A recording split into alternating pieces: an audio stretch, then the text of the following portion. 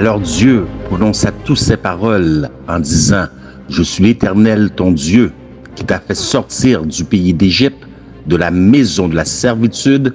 Tu n'auras pas d'autre Dieu devant ma face.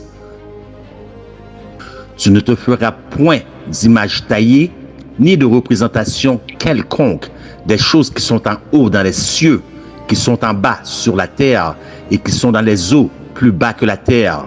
Tu ne te prosterneras point devant elles et tu ne les serviras point, car moi, l'Éternel ton Dieu, je suis un Dieu jaloux qui punit l'iniquité des pères sur les enfants jusqu'à la 3e et la 4e génération de ceux qui me haïssent et qui fait miséricorde jusqu'à 1000 générations à ceux qui m'aiment et qui gardent mes commandements. Tu ne prendras point le nom de l'Éternel, ton Dieu, en vain, car l'Éternel ne laissera point impuni celui qui prendra son nom en vain. Souviens-toi du jour du repos pour le sanctifier. Tu travailleras 6 jours et tu feras tout ton ouvrage. Mais le 7e jour est le jour du repos de l'Éternel ton Dieu. Tu ne feras aucun ouvrage, ni toi, ni ton fils, ni ta fille, ni ton serviteur, ni ta servante, ni ton bétail, ni l'étranger qui est dans tes portes. Car en 6 jours, l'Éternel a fait les cieux, la terre et la mer et tout ce qui est contenu, et il s'est reposé le 7e jour. C'est pourquoi l'Éternel a béni le jour du repos et l'a sanctifié.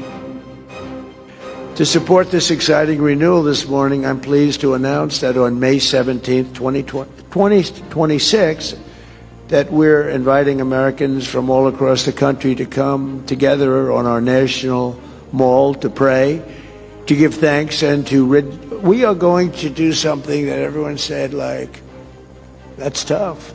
We're going to rededicate America as one nation under God. You know, a lot of people...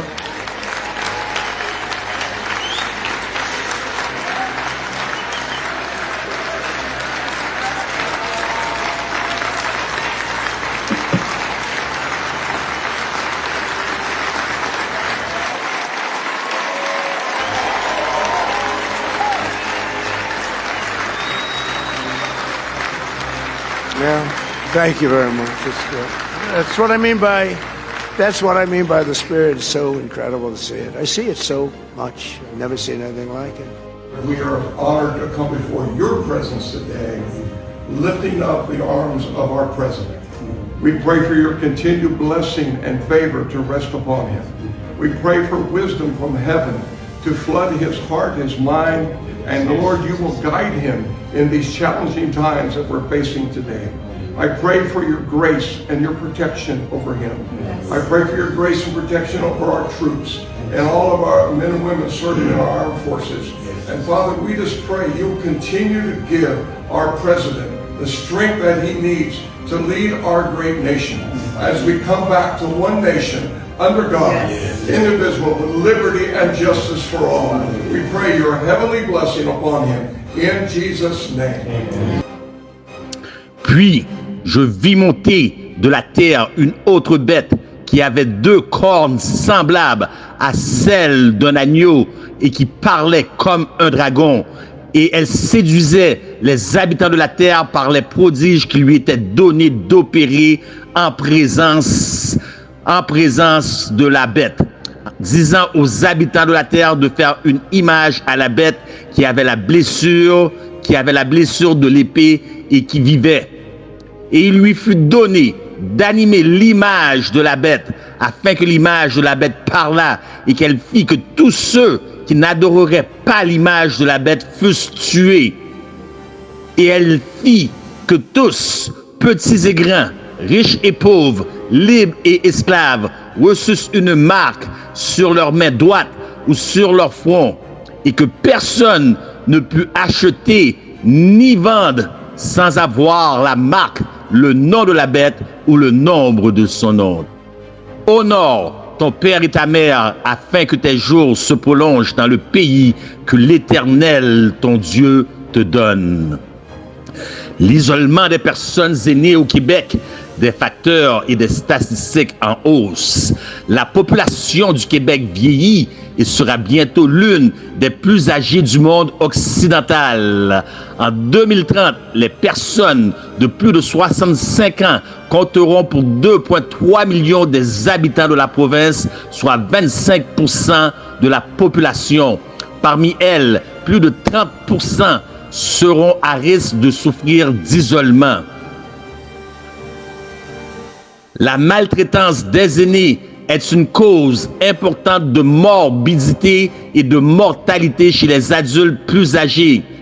Si les médecins de famille sont bien placés pour détecter des mauvais traitements infligés aux aînés, leurs taux réels de signalement de cas de maltraitance sont plus faibles que dans d'autres professions.